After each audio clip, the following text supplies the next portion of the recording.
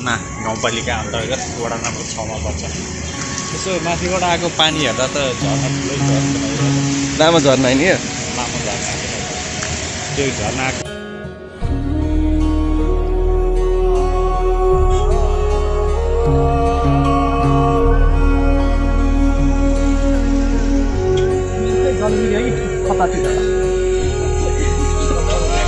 त्यो ठिक छ।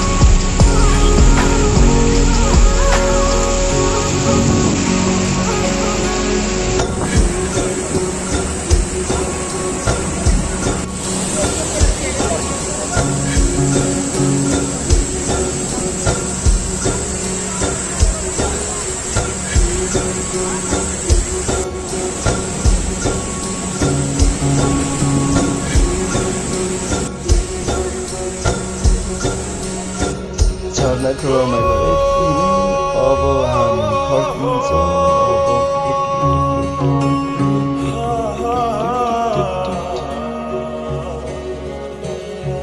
जलबिरे झर्नाको बारेमा 2 शब्द।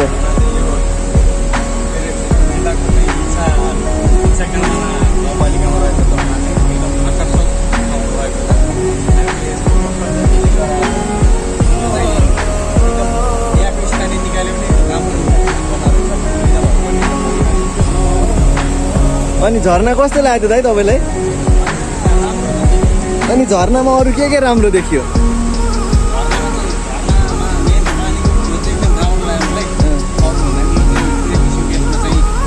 मिसावट छैन। ल धन्यवाद।